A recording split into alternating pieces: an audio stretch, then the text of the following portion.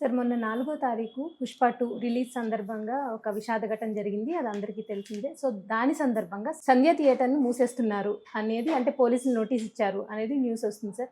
అంటే ఆల్రెడీ 'సంధ్య థియేటర్' పైన కేస్ నడుస్తుంది కదా సార్. ఇప్పుడు మళ్ళా థియేటర్‌ని మూసేస్తున్నారు అనే వార్తలొస్తున్నాయి. దీన్ని ఎలా యాహ్! 'సంధ్యా థియేటర్‌లో' డిసెంబర్ 4న రాత్రి 9:30 ప్రాంతంలో జరిగిన తొక్కిసలాటలో హ్మ్. భాస్కర్ ఫ్యామిలీ అక్కడ ఇరుక్కుంది. ఆ భాస్కర్ ఫ్యామిలీ భాస్కర్ భార్య రేవతి చనిపోయారు.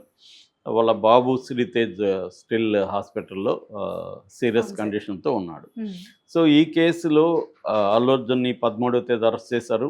13వ తేదీ ఆయనకి ఇంటీరియం బెయిల్ 4 వారాలకి ఇంటీరియం బెయిల్ వచ్చింది. అట్లాగే సంధ్యా యాజమాన్యానికి సంబంధించిన వాళ్ళని కూడా మేనేజ్మెంట్ వాళ్ళని 7 మందిని అరెస్ట్ చేశారు.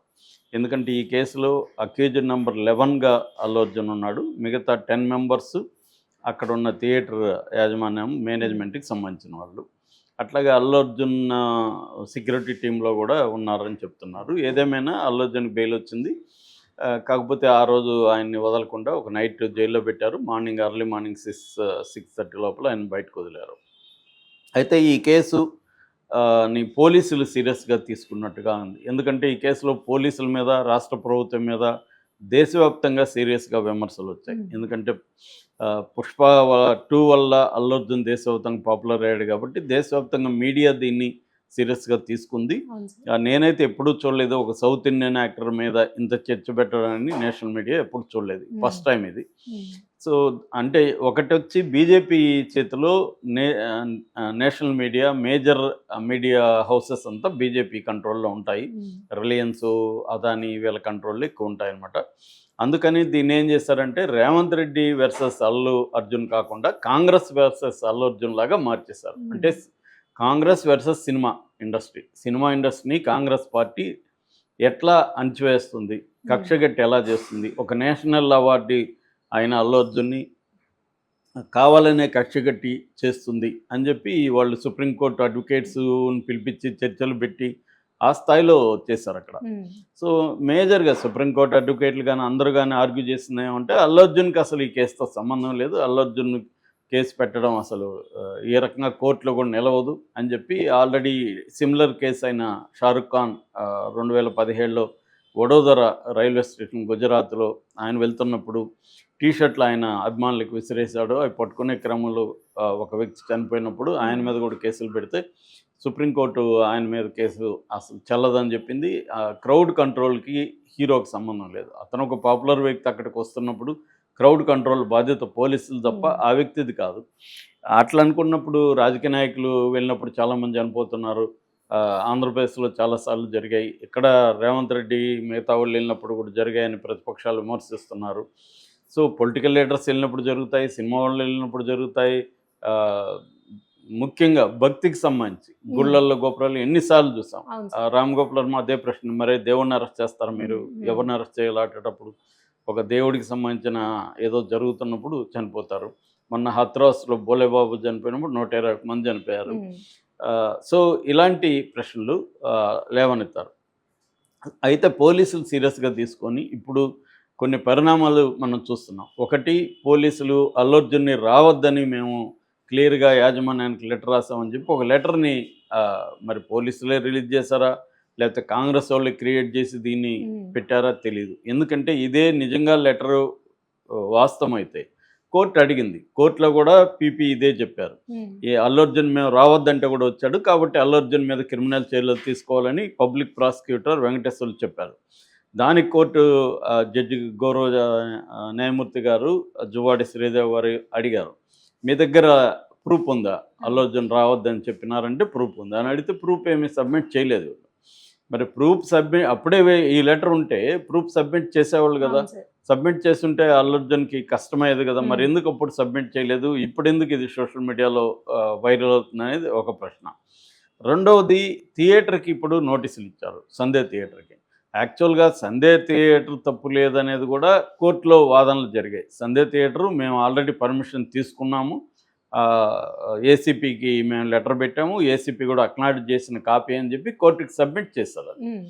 అట్లాంటప్పుడు ఇప్పుడు ఒక షోకాజ్ నోటీస్ ఇచ్చారు. అదేందంటే దాంట్లో కొన్ని విషయాలను పేర్కొన్నారు. అందులో ప్రధానంగా ఏందంటే థియేటర్దే బాధ్యత, మీరు అసలు పర్మిషన్ తీసుకోలేదని మళ్ళీ షోకాజ్ నోటీసులు రాశారు. ఆల్రెడీ కోర్టుకి వీళ్ళు పర్మిషన్ తీసుకున్న లెటర్ కూడా పెడితే మళ్ళీ ఇప్పుడు పర్మిషన్ తీసుకోలేదని ఈ షోకాజ్ నోటీసులో ఉంది. మరి ఇది కోర్టు ధిక్కరణకు అవుతుందా లేదా పోలీసుల మీద అనేది చూడాలి.